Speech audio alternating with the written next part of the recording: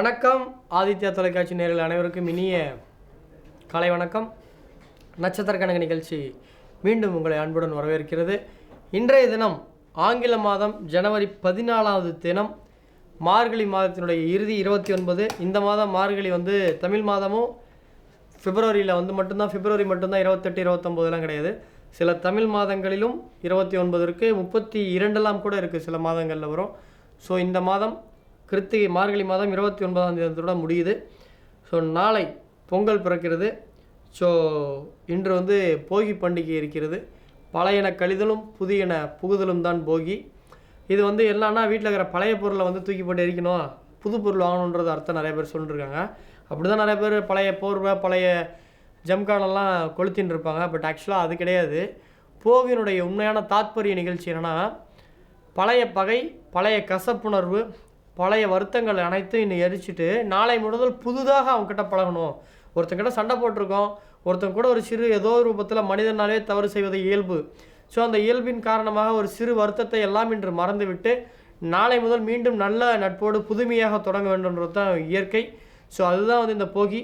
So உங்களுக்கும் அனைத்து பழைய கோபங்கள் அனைத்தும் இன்று நெருப்பில் போகியாய் கரைந்து மீண்டும் நாளைக்கு மகர சூரியனாய் மகர சங்கராந்தியில் நல்லதாக இருக்க அனைவருக்கும் ஆதித்யா தொலைக்காட்சி சார்பாக போகி பண்டிகை திருநாள் வாழ்த்துக்களை கூறிக்கொண்டு இன்றைய தினத்தினுடைய விஷயங்களை பார்ப்போம். இன்று ஆங்கில மாதம் ஜனவரி 14வது தினம், மார்கழியுடைய முடிவு 29ஆம் தேதி, செவ்வாய்க்கிழமை, தேய்பிறை சதுர்த்தி, மகம் நட்சத்திரம், மாலை 7 மணிக்கு பிறகு பூரம் நட்சத்திரம், சௌபாக்கியம் நாமயோகம், பாலவம் கரணம் மாலை வரை, 6 மணிக்கு பிறகு கௌளவம் கரணம் ஆகிய சுபதினத்தில் இன்றைய தினத்தினுடைய பலன்களை பார்ப்போம். நண்பர்களே, இன்றைய நட்சத்திரம் மகமும் பூரமும் கலந்து வருகிறது. அதாவது மகம்ன்றது கேதுவுடைய நட்சத்திரம், பூரம் சுக்கிர நட்சத்திரம் இணைந்து வருகிறது. அதே மாதிரி கரணமும் பாலவம் கரணம், கௌளவம் கரணம் ஆகிய இரு கரணங்கள் இணைந்து வருகிறதால இன்று பார்த்திங்கன்னா பொதுவாகவே இன்றைக்கி 27 நட்சத்திரம் 12 ராசிக்காரங்களுக்குமே பார்த்திங்கன்னா இன்றைக்கி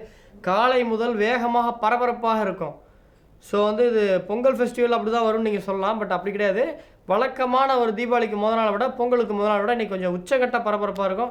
இன்றைக்கி பாருங்கள், அரசியல், ஸ்டாக் மார்க்கெட்டு எல்லா சூழ்நிலையும் இன்றைக்கி கொஞ்சம் பரபரப்பாக தான் இருக்கும். நீங்கள் வேணால் ஒரு பிஸ்னஸ் மேன்லாம் பாருங்கள், இன்றைக்கி மதியத்துக்கு பிறகு எல்லாமே அப்ஸ் அண்ட் டவுன்ஸாக இருக்கும். ஸோ இன்றைக்கு மேஷராசி அஸ்வினி நட்சத்திரத்தை பொறுத்தவரை மனதில் சஞ்சலமும் குழப்பமும் அதிகரிக்க வாய்ப்புகள் உண்டு. வேலையில் கவனம் தேவை. பரணி நட்சத்திரத்தை பொறுத்த வரைக்கும், மேஷராசி பரணி நட்சத்திரத்தை பொறுத்தவரை ஆன்மீக பயணம், குலதெய்வம் கோயிலுக்கு அல்லது உங்களோட இஷ்ட தெய்வ கோயிலுக்கு செல்லக்கூடிய சூழ்நிலைகள் இன்று வரும். மேஷராசி கிருத்திகை நட்சத்திரத்தை பொறுத்தவரை இன்றைய தினம் உங்களுக்கு வியாபாரத்தில் ஒரு நல்ல முன்னேற்றம், ஒரு நல்ல மேன்மை அடையக்கூடிய வாய்ப்புகள் இருக்கும். ரிஷபராசி கிருத்திகை நட்சத்திரத்தை பொறுத்த வரைக்கும் இன்று வியாபார யுக்திகள் மூலமாக நல்ல பழக்க வழக்கங்கள், புதிய பரிணாமங்கள், உங்களுடைய அடுத்த லெவல்னு சொல்லுவாங்கள்ல, அந்த மாதிரி இன்று உங்களுக்கு வியாபாரத்தில் ஒரு நல்ல மகிழ்ச்சி தரக்கூடிய நாளாக இருக்கும். ரோஹிணி நட்சத்திரத்தை பொறுத்த வரைக்கும் வாழ்க்கை துணையுடன் ஒரு சிறு பிரச்சனை உண்டாவதற்கான வாய்ப்புகள் உண்டு. மிருகசீரிடம் நட்சத்திரத்தை பொறுத்த வரைக்கும் அனைவருடனும் நல்லுறவாக நீங்கள் மேம்பட வேண்டும். திருவாதிரை நட்சத்திரத்தை பொறுத்த வரைக்கும், மிதுன ராசி திருவாதிரை நட்சத்திரத்தை பொறுத்தவரை எதிரிகளின் தொல்லை ஒன்று இன்று அதிகரிக்கும். புனர்பூச நட்சத்திரத்தை பொறுத்த வரைக்கும் மிதுன ராசிக்காரர்களுக்கு புனர்பூச நட்சத்திரம் பழைய கடன்கள் வசூலாகும். கடகராசி புனர்பூச நட்சத்திரக்காரர்களுக்கு பழைய பொருட்கள் உங்களுக்கு திரும்ப கைக்கு வரும். அதே மாதிரி பழைய நண்பர்கள் யார்கிட்டையாவது கோச்சிட்டு பழகிட்டு பேசாமல் இருந்தீங்கன்னா அவங்கெல்லாம் மறுபடியும் உங்களுக்கு நண்பர்களாவதற்கான வாய்ப்புகள் உண்டு. பூசம் நட்சத்திரத்தை பொறுத்த வரைக்கும் உடல் ஆரோக்கியத்தில் கவனம் தேவை. கடகராசி ஆயில்ய நட்சத்திரத்தை பொறுத்த வரைக்கும் இன்று உங்களுடைய பூர்வீக உறவினர்கள், தாத்தா பாட்டி, தாத்தாவுடைய அண்ணா, தாத்தாவுடைய அம்மானு இந்த மாதிரி அந்த பங்காளி வகையில் ஒரு இழப்புகள் ஏற்படுவதற்கான வாய்ப்புகள் உண்டு. அல்லது அவர்களுக்கு உடல் பலகீனம் ஏற்பட்ட செய்திகள் உங்களுக்கு காதில் சேருவதற்கான வாய்ப்புகள் உண்டு. சிம்மராசி மக நட்சத்திரத்தை பொறுத்த வரைக்கும் மனதில் குழப்பம் அதிகரிக்கும். பூர நட்சத்திரத்தை பொறுத்த வரைக்கும் நிலம் வீடு வகையில் செலவுகள் அதிகரிக்கும். உத்திர நட்சத்திரத்தை பொறுத்த வரைக்கும் நிலம் வீடு வகையில் பணவரவும் உண்டாகும். அதே மாதிரி வீட்டுக்கு தேவையான ஹோம் அப்ளையன்ஸ், வீட்டுக்கு தேவையான வாகனம், தேவையான உதிரி பாகங்கள்லாம் தயாரிக்கிறதுக்கான வாய்ப்புகள் உண்டு. கன்னியாராசி உத்திர நட்சத்திரத்தை பொறுத்த வரைக்கும் இன்று உங்களுக்கு கால், கை போன்ற எலும்புகளில் ஒரு சிறு வலி அல்லது ஒரு கிராம்புன்னு சொல்லக்கூடிய சுளுக்கு இது போன்ற வகையில் ஏற்படுவதற்கான வாய்ப்புகள் உண்டு. எனவே இன்றைக்கி படிக்கட்டு ஏறும்போது இந்த மாதிரி லாங் ட்ராவல் போகும்போது கொஞ்சம் கவனமாக இருங்க. ஏதாவது ஒரு சின்ன கிராம்ப் ஏற்பட்டு அல்லது ஒரு ஸ்ப்ரெயின் ஏற்படுவதற்கான வாய்ப்புகள் உண்டு. கன்னியா ராசி அஸ்த நட்சத்திரத்தை பொறுத்த வரைக்கும் சகோதரர்களிடம் சச்சரவு உண்டாகிறதுக்கும் அதிகரிக்க வாய்ப்புகள் உண்டு. சித்திரை நட்சத்திரத்தை பொறுத்த வரைக்கும் வங்கி சேமிப்புகள் இன்று உங்களுக்கு அதிகரிக்கும். வங்கி சேமிப்பு உங்களுக்கு நல்ல முன்னேற்றத்தை கொடுக்கக்கூடிய வாய்ப்புகள் உண்டு. துலாம் ராசி சித்திரை பொறுத்த வரைக்கும் இன்று உங்களுடைய நாள் ஒரு மேன்மையை தரக்கூடிய நாளாக இருக்கும். எந்த ரீதியாக அப்படின்னு பார்த்தீங்கன்னா, தொழிலாகட்டும் அல்லது நீங்கள் செய்கின்ற பணியாகட்டும், இன்று வழக்கமான உங்களுடைய பாணியை காட்டிலும் இன்று சிறப்பாக முடிப்பீர்கள். அதன் மூலமாக நல்ல அங்கீகாரம் கிடைக்கும். சித்திரை நட்சத்திரம் அப்படி இருக்கும். சுவாதியை பொறுத்த வரைக்கும் பேச்சில் தடுமாற்றம் உண்டாவதற்கான வாய்ப்புகள் உண்டு, கவனமாக இருக்கணும். விசாக நட்சத்திரத்தை பொறுத்த வரைக்கும் குடும்பத்தில் சந்தோஷம் அதிகரிக்கும். விருச்சிக ராசி விசாக நட்சத்திரத்தை பொறுத்தவரை உங்களால் குடும்பத்தில் ஒரு புதிய உங்கள்கிட்ட ஒரு விஷயம் பகிர்ந்து அதை நீங்கள் ஓகே சொல்லி உங்களால் குடும்பமே மகிழ்ச்சி அடையக்கூடிய வாய்ப்புகள் உண்டு. அனுச நட்சத்திரத்தை பொறுத்த வரைக்கும் பேச்சில் கவனம் தேவை. கேட்டை நட்சத்திரத்தை பொறுத்த வரைக்கும் பணவரவு அதிகரிக்கும். இன்று வங்கி சேமிப்பும் உங்களுக்கு அதிகரிக்க வாய்ப்புகள் உண்டு. தனுசு ராசி மூல நட்சத்திரத்தை பொறுத்தவரை மனதில் இனம் புரியாத ஒரு கோபம் அதிகரிக்கிறதுக்கான வாய்ப்புகள் உண்டு. பூராடம் நட்சத்திரத்தை பொறுத்த வரைக்கும் வெளிநாடு தொடர்பு நல்ல லாபத்தை தரும். உத்திராட நட்சத்திரத்தை பொறுத்த வரைக்கும் எதிர்பார்த்த அளவிற்கு பணவரவு உண்டாகும். மகர ராசி திருவோண நட்சத்திரத்தை பொறுத்த வரைக்கும் செயல்பாடுகள் மந்தமாகும். மகர ராசி அவிட்ட நட்சத்திரத்தை பொறுத்த வரைக்கும் தொழில் லாபம் அதிகரிக்கும். கும்பராசி அவிட்ட நட்சத்திரத்தை பொறுத்த வரைக்கும் எல்லா வகையிலும் இன்று உங்களுக்கு லாபங்கள் அதிகரிக்கக்கூடிய நாளாக இருக்கும். கும்பராசி சதய நட்சத்திரத்தை பொறுத்த வரைக்கும் தொழிலாளர்களுடன் ஒரு சிறு பிணக்கு விரோதம் ஏற்படுவதற்கான வாய்ப்புகள் உண்டு. இன்று நீங்கள் அமைதியாக போவது சால சிறந்தது. அதே போல் பூரட்டாதி நட்சத்திரத்தை பொறுத்த வரைக்கும் இன்று உங்களுக்கு தனலாபம் சிறப்பாக இருக்கும். மீனராசி பூரட்டாதியை பொறுத்த வரைக்கும் இன்று உங்களுக்கு செய்தொழிலில் அதீத வருமானம் கிடைக்கும். உத்திரட்டாதி நட்சத்திரத்தை பொறுத்த வரைக்கும் உடல் ஆரோக்கியத்தில் கவனம் தேவை. ரேவதி நட்சத்திரத்தை பொறுத்த வரைக்கும் எதிர்பாராத வகையில் திடீர் தனலாபம் உண்டு. அதன் மூலமாக நல்லதொரு மாற்றம் பிணக்கு ஏற்படுவதற்கான வாய்ப்புகள் உண்டு. நண்பர்களே, 12 ராசிகளுக்கு உண்டான பலாபலன்களை 27 நட்சத்திரங்கள் ரீதியாக பார்த்தோம். இன்றைய தினத்தினுடைய சிறப்பை பார்த்தோம். இன்றைய தினம் தேய்பிறை சதுர்த்தி, அதாவது அஸ்வின சந்திரமானப்படி இன்று சங்கடஹரா சதுர்த்தியாகும். இன்று விநாயகருக்கு அபிஷேகம் செய்வது சிறப்பு. ஏன்னா சந்திரமானப்படி இன்றைக்கி 19வது தினம், புஷ்ய மாதத்தின் 19வது தினம். ஸோ பசு நெய் விளக்கு போட்டு விநாயகரை வழிபட உங்களுடைய சகலவிதமான சங்கடங்களும் நிவர்த்தியாகக்கூடிய சங்கடஹரா சதுர்த்தி இன்று. ஸோ இரவு நேரங்களில் விநாயகரை வழிபடுவது நல்லது.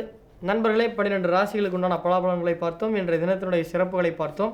இன்று வீட்டில் மதியத்திற்கு சூரிய அஸ்தமனத்திற்கு பிறகு காப்பு கட்டுன்னு சொல்லக்கூடிய அந்த காப்புன்னு சொல்லக்கூடிய 3 வகையான வேப்பிலை, வெள்ளை கலரில் ஒரு ஸ்பாஞ்ச் மாதிரி ஒரு செடி இருக்கும், அதெல்லாம் கலந்து வீட்டில் காப்பு கட்டுறது ஒரு விதமான கிருமி நாசினியாகவும் வீட்டுக்கு தேவையான ஒரு பாதுகாப்பு கவசமாக இருக்கும். இதெல்லாம் நீங்கள் எல்லாம் செய்வீங்க.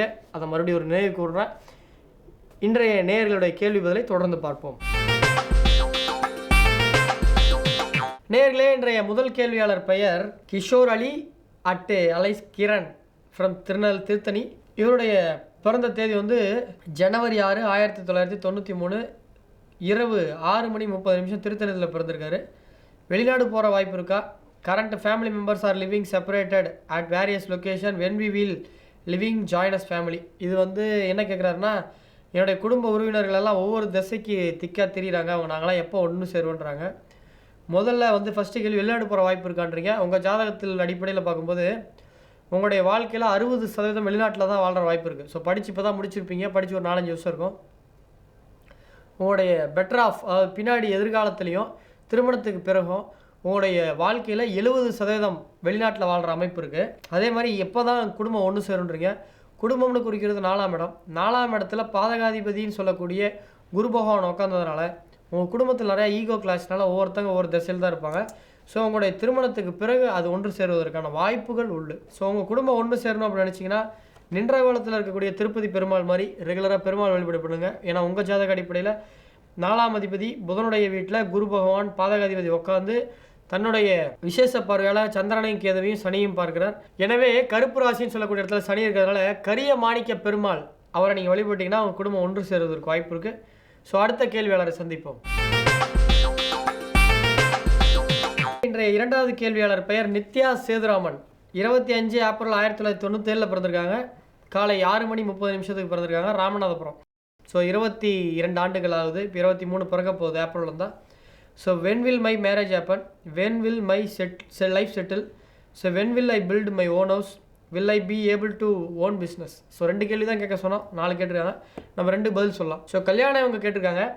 இவங்களுடைய ஜாதகத்தில் 7ஆம் அதிபர்னு சொல்லக்கூடிய சுக்கிரன் லக்கணத்திலே இருக்கிறதுனால லக்கணம் வந்து 7ஆம் வீட்டை பார்க்குது. அதே போல் காரக கிரகம் செவ்வாய் வந்து 5ஆம் வீட்டில் இருக்கிறதுனால இவருக்கு அரசு சார்ந்த வேலை பணியுள்ளவர்களுடைய அல்லது அரசாங்கத்தினுடைய கான்ட்ராக்ட் இது மாதிரி அரசாங்கத்தின் மூலமாக வருமானம் பண்ணக்கூடிய குடும்பத்திலேருந்து வரணும் வரத்துக்கு வாய்ப்பு இருக்குது. பட் எப்போ இருக்குது அப்படின்னு பார்க்கும் பொழுது ஸோ வந்து இவங்களுடைய வயது வந்து 97 பிறந்திருக்காங்க. அப்போது 2007 2017 22 ஆண்டு ஆயிருக்கு. ஸோ இவங்களுடைய ஜாதகப்படி 25ஆவது ஆண்டு திருமணம் நடக்கிறதுக்கு தான் வாய்ப்பு இருக்குது. ஸோ வந்து 2023 அல்லது 2022 2ஆம் ஆண்டினுடைய இறுதியில் நடக்க வாய்ப்பு இருக்குது. 20, 21, 22, 23. ஸோ 23 நடக்கிறதுக்கான வாய்ப்புகள் அதிகமாக சாத்தியக்கூறுகள் இருக்குது. ஸோ வந்து லைஃப் எப்போ செட்டில் ஆகுன்னு இருக்காங்க. உங்களுடைய திருமண வாழ்க்கைக்கு பிறகு தான் லைஃப் செட்டில் ஆகும். உங்களுடைய ஜாதகத்தில் 5ஆம் இடத்தில் செவ்வாய் இருந்து விசேஷ பார்வையால் சனியை பார்க்கறதுனால திருமணம் பண்ணும்போது கவனமாக பண்ணுங்கள். உங்களுக்கு வந்து என் கணிப்பு சரியாக இருக்கும் பட்சத்தில் உங்களுக்கு பி பாசிட்டிவ் ரத்தம் இருக்க வாய்ப்புகள் இருக்குது. உங்களுக்கு ஹார்மோன் குறைபாடு இருக்கிறதுக்கு வாய்ப்பு இருக்குது. ஸோ ஹார்மோன் இம்பேலன்ஸ் ப்ராப்ளம் இதெல்லாம் அதிகமாக இருக்கும் உங்களுக்கு. ஸோ வரக்கூடிய வரணும் அதுக்கு தகுந்த மாதிரி கொஞ்சம் எனர்ஜெட்டிக்கான கையை கல்யாணம் பண்ணிங்கன்னா தான் உங்களுக்கு சிறப்பாக இருக்கும். ஸோ கல்யாணம் பண்ணும்போது வீட்டில் அருகில் உள்ள இந்த ஸ்டெல்லர் ஆஸ்ட்ராலஜின்னு சொல்லக்கூடிய சார ஜோதிடரை பார்த்து திருமணம் பொருத்தம் பண்ணிக்கோங்க. இல்லைனா அது கொஞ்சம் ப்ராப்ளம் வரதுக்கு வாய்ப்பு இருக்குது. கொஞ்சம் கவனமாக இருங்க, அலர்ட்டாக இருங்க. சொந்த வீடு கட்டலான்னு இருக்கீங்க, கண்டிப்பாக உங்களுக்கு செவ்வாய் வந்து எந்த ஜாதகத்தில் செவ்வாய் வந்து 4ஆம் அதிபரையோ அல்லது 4ஆம் இடத்தையோ தொடர்பு கொள்ளுதோ அப்போ வந்து சொந்த வீடு கட்டுற கொடுப்பனை யோக்கியதை உண்டு. ஸோ இந்த ஜாதகத்தில் செவ்வாய் வந்து 4ஆம் அதிபதியான சந்திரனை விசேஷ பார்வையால் விருச்சகரத்தில் இருக்கக்கூடிய சந்திரனை செவ்வாய் பார்க்கறதுனால சொந்த வீடு நிச்சயமாக கட்டுவீங்க. பட் ஆல்மோஸ்ட் 35+ தான் கட்டுவீங்க. மீண்டும் காலை 8 மணிக்கு நாளை சந்திக்கும் வரை உங்களிடமிருந்து விடைபெறுவது உங்கள் அன்பு நண்பன் சேலம் பாலாஜி காசன். மீண்டும் நாளைக்கு சந்திப்போம். வணக்கம் நேயர்களே.